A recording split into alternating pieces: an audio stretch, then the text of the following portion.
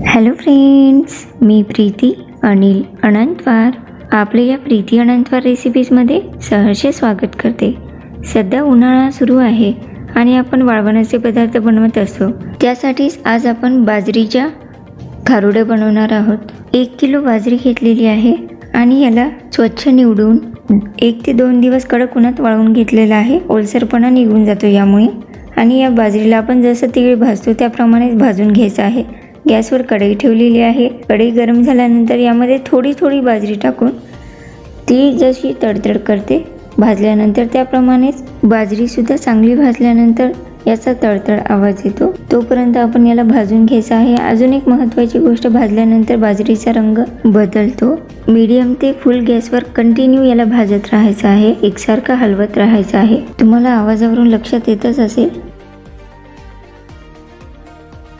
बाजरी भाजत आल्यानंतर असा आवाज येतो. तोपर्यंत आपण याला भाजून घ्यायचा आहे आणि याचा रंगसुद्धा बदलतो. महत्त्वाची गोष्ट, आपण मीडियम ते फुल गॅसवर भाजत असल्यामुळे मिश्रण करपलं नाही पाहिजे. त्यामुळे एकसारखं याला हलवत राहायचं आहे, तसंच सोडायचं नाही आहे. तुम्ही पाहू शकता पहिल्यापेक्षा आपल्या बाजरीचा रंगसुद्धा बदललेला आहे आणि बाजरी भाजून तयार आहे. याला प्लेटमध्ये काढून घेऊ. बाजरी अगदी चांगल्या पद्धतीने भाजलेली आहे आणि याचा रंगसुद्धा बदललेला आहे. ही बाजरी भाजलेली आहे आणि ही न भाजलेली बाजरी आहे. दोन्हीमधला रंगातला फरक तुम्हाला लक्षातच येत असेल. भाजलेली बाजरी थंड होऊ देऊया. तोपर्यंत जे शिल्लक आहे ती बाजरी भाजून घेऊया. कढईमध्ये पुन्हा बाजरी टाकलेली आहे आणि सुरुवातीप्रमाणेच पूर्ण बाजरी मी इथे भाजून घेतलेली आहे आणि आपली बाजरी भाजून तयार आहे. याला थंड होऊ देऊ आणि हे मिश्रण थंड झाल्यानंतर मिक्सरमधून जाडसर फिरवायचं आहे, म्हणजेच याचा भरडा तयार करून घ्यायचा आहे. मिश्रण थंड झालेलं आहे आणि मिक्सरच्या पॉटमध्ये मी थोडीशी बाजरी टाकलेली आहे. याचा आपण भरडा तयार करून घेऊया.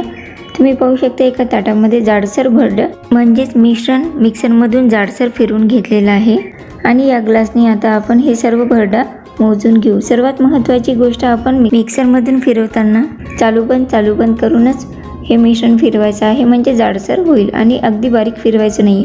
ही एक महत्त्वाची टीप आहे. जात्यावर सुद्धा हा भरडा तुम्ही भरडून घेऊ शकता. ग्लासनी 3 ग्लास भरडा मोजून घेतलेला आहे बाजरीचा. यामध्ये आवश्यकतेनुसार पाणी टाकून ओलसर करून घ्यायचं आहे, म्हणजे भिजवून घ्यायचं आहे.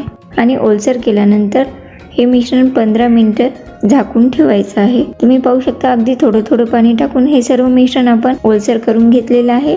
मिश्रण ओलं झालेलं आहे. यावर ताट झाकून 15 मिनिटं हे मिश्रण झाकून ठेवायचं आहे. तोपर्यंत यासाठी लागणारे साहित्य पाहू. 1 लसणाची गड्डी, थोडंसं मीठ चवीनुसार, 1 वाटी तीळ आणि छोट्या वाटीने अर्धी वाटी तीळ आणि तिखट आवश्यकतेनुसार.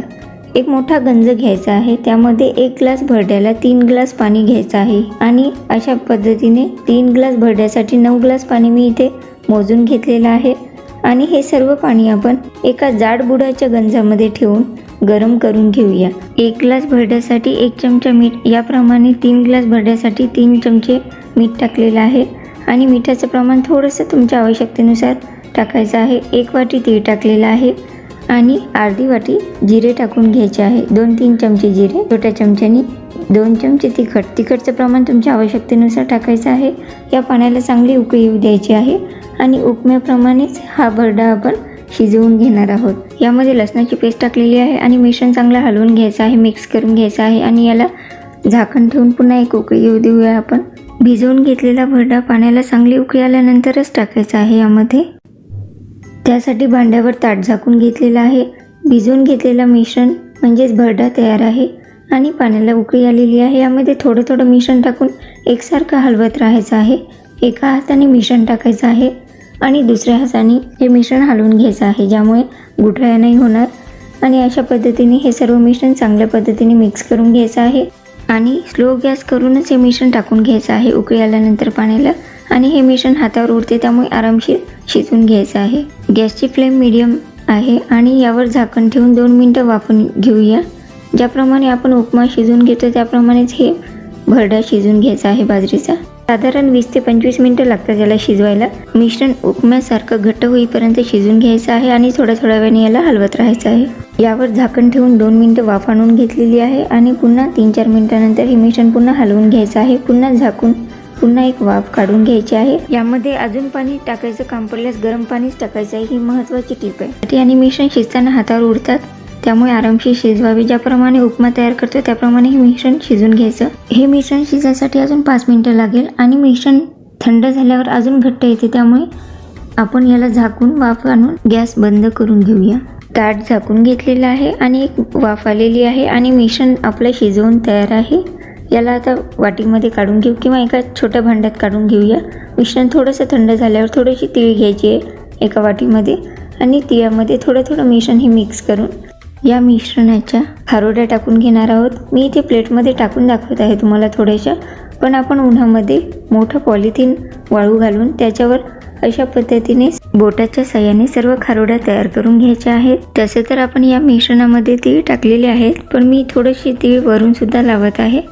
तुम्हाला आवडत नसेल तर नाही लावलं तरी चालेल, पण लावलं तर अजून छान टेस्ट येते. अजून एक महत्त्वाची गोष्ट, यामध्ये मिठाचं प्रमाण तुम्ही टेस्ट करून पाहायचं आहे आणि मिठाचं प्रमाण बरोबर असायला हवं. जर जास्त झालं तर वाळल्यानंतर या खारोड्या अजून खारट होतात. त्यामुळेच मिठाचं प्रमाण थोडं कमी टाकून टेस्ट करून लागल्यास तुम्ही टाकू शकता. तुम्ही पाहू शकता मी इथे उन्हामध्ये पॉलिथिन टाकलेलं आहे आणि त्यावर बोटाच्या साहाय्याने खारोड्या टाकून घेत आहे.